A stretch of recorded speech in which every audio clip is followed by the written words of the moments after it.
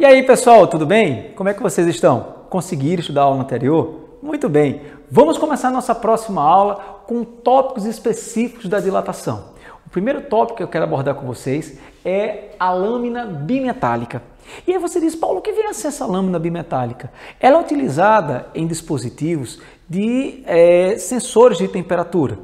Pensa comigo da seguinte forma.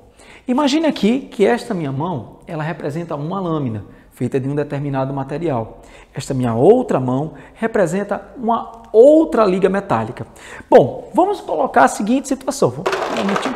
Imagine que essas duas mãos estão aqui coladas uma na outra e elas têm os mesmos comprimentos, tá? Então, lembre-se que a dilatação ela é diretamente proporcional ao coeficiente de dilatação linear, não é isso? Então, se esta lâmina daqui ela tem um coeficiente maior do que esta lâmina do meu relógio, o que vai acontecer é que no seu crescimento ela vai expandir-se mais, de maneira que ela empurra a barra menor para baixo. Quando ela é esfriada, o processo é inverso, ou seja, ela diminui mais rápido e como ela está colada à anterior, ela vai fazer com que a barra de baixo venha a subir. Então, a lâmina bimetálica você vai identificar primeiro, o tipo de material que você está abordando. Então, se o coeficiente de dilatação linear ele for diferente, então a gente vai ter as seguintes relações. Vamos lá primeiro. O coeficiente A, esta minha mão, ela é maior do que o coeficiente B, a mão do relógio, tá? Então, tá aqui as duas. Quando elas são aquecidas, vamos aqui acompanhar com a mãozinha, ó. Elas foram aquecidas, esta mão aqui, ela dilata mais, então ela empurra a barra para baixo. Quando ela é esfriada, esta barra diminui mais, puxando a barra de baixo para cima. Isso daqui são utilizados, como eu falei para vocês, em sensores de temperatura.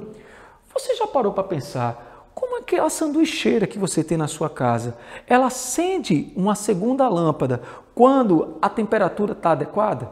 Pois bem, essa segunda lâmpada ela é acionada por esse sensor de uma lâmina bimetálica. Agora o que a gente vai fazer é trabalhar o inverso. Agora a lâmina do relógio, que é a lâmina de baixo, ela é maior do que a de cima. Então, na hora do aquecimento, o que é que vai acontecer? A de baixo cresce mais, empurrando a de cima para cima. Na hora do esfriamento, a de baixo cresce, diminui mais também, empurrando a de cima para baixo. E dessa maneira, você tem a relação das lâminas bimetálicas. Seguindo para o próximo tópico, a gente vai trabalhar algo que aparece muito nas provas. Se você vai fazer concurso militar, fica atento, porque é lá que você vai encontrar mais, que é a parte de gráfico. Lembre-se que gráfico é uma habilidade de interpretação e que a primeira coisa que você deve fazer ao olhar um gráfico é analisar as unidades que existem dentro do parêntese. Então, notem que esse gráfico ele é uma linha inclinada representando uma função do primeiro grau. Mas quem foi que originou essa função? E aí nós temos a equação que nós abordamos na aula anterior e que se você olhar direitinho, ela vai nos lembrar uma função do primeiro grau, uma função linear. O comprimento final representa o y, o comprimento inicial representa a letra b, a variação de temperatura, o x, e aí é uma coisa que é importante, tá? Para você não esquecer. O coeficiente A, que é o coeficiente angular, lembre-se que na matemática o coeficiente angular ele tem uma função. Essa função é determinar a inclinação de um gráfico. Quanto mais inclinado for um gráfico, maior é esse coeficiente. Só que o nosso ele é um produto entre o comprimento inicial e o coeficiente de dilatação linear. Então fiquem atentos, porque ao olhar uma questão dessa no gráfico, não precisa entrar em pânico. O que você vai fazer é o seguinte, você vai analisar o ponto de onde o gráfico começa, ó, o comprimento inicial, o ponto onde o gráfico termina, o comprimento final, e o que você vai fazer é calcular o aumento entre esses pontos. Você vai chegar aqui, ó, e vai calcular essa diferença, esse ΔL, que a gente já está acostumado. Da mesma forma aqui, ó, você também tem uma variação da temperatura. Então, o que você vai fazer é muito simples. Você vai pegar este aumento, vai dividir pela variação da temperatura, só que o que você encontra como resultado não é apenas o coeficiente, mas é o produto do coeficiente pelo comprimento inicial. E aí a gente vai para o nosso terceiro tópico, que é a dilatação volumétrica, só que agora dos líquidos, que também não tem muito mistério. Qual é a grande diferença? Lembre-se que quando você vai colocar um líquido, você precisa ter um recipiente. E se todos os corpos se dilatam, tanto o líquido quanto o recipiente também sofrem variações. O que você tem que estar atento durante uma questão é se o recipiente ele sofrerá ou não expansão no seu tamanho. Então, se um problema for colocado para você em que o recipiente, preste atenção, tá? O recipiente ele não vai sofrer aumentos, ele não vai sofrer transformações. Então quer dizer que toda a água que vai transbordar, que é o volume transbordado, ele seria apenas o quê? Esse volume transbordado seria o volume inicial, coeficiente, vezes variação da temperatura. Ah, Paulinho, aquela equação não foi que a gente estudou? Foi. Então, quando você calcula essa equação, você está determinando o quanto do líquido transbordou. Isso se o recipiente não participar. Mas a partir do momento que o recipiente ele também sofre aumento, então isso significa que você, para ter o volume que transborda, a saída do ladrão, então não fica assustado não, tá? O nome desse biquinho aqui é chamado ladrão, que é por onde a água ela vai escoar. Então a saída do ladrão, que é o volume transbordado, ele é a variação do líquido menos a variação do recipiente. E aí você deve estar se perguntando, Paulo, como é que eu vejo isso na prática? Aí eu vou fazer uma lembrança da minha infância. Quando eu era pequeno, minha mãe pedia sempre para eu olhar o leite sendo aquecido. E ela dizia, olhe, não tire os olhos do leite. Quando o leite começar a subir, você desliga o fogo. E eu ficava lá feito menino buchudo. Maninha, o leite não está subindo. Maninha, o leite não está subindo. Quando eu virava os olhos, o leite transbordava. Ou seja, esse volume do leite que transbordou é graças ao quê? O coeficiente de dilatação volumétrica do leite ser maior do que o do metal, fazendo com que ele venha se expandir mediante a temperatura. Uma outra coisa que você pode ter na prática, não sei se você já se perguntou, mas por que os barris de gasolina de um posto, eles precisam ser enterrados? Pois bem, o objetivo é fazer com que a gasolina dentro desses recipientes, elas não sofram alteração mediante a temperatura. Porque caso você venha a ter a temperatura do ambiente interferindo no volume do líquido, o que vai acontecer é que você talvez possa comprar uma quantidade de gasolina que seja diferente do valor que você investiu. Porque lá no marcador vai dizer que você comprou uma quantidade X, quando na verdade essa quantidade X foi fruto de uma dilatação. E que quando essa gasolina vier a esfriar, você pode ter perdas de uma quantidade de volume. Isso se a temperatura da gasolina foi interferida pela temperatura do ambiente. E aí, galera, tudo beleza? Vamos à nossa última parte da aula. Nós vamos falar agora do comportamento anômalo da água. Esse comportamento é decorrente às ligações moleculares que a água tem.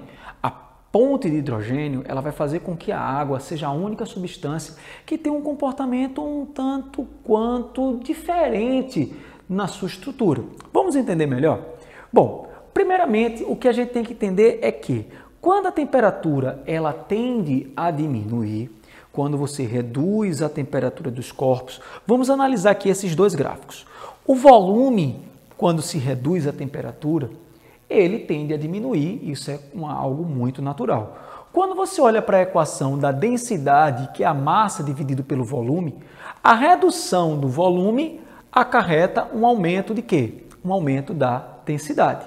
Então, como a gente pode ver aqui, você está diminuindo o volume e está tendo um aumento da densidade do objeto. Vejam que nós estamos pegando esse movimento. Você está descendo no volume e a densidade está aumentando. Cuidado para você não analisar o gráfico diferente, tá certo? Só que o que acontece é o seguinte.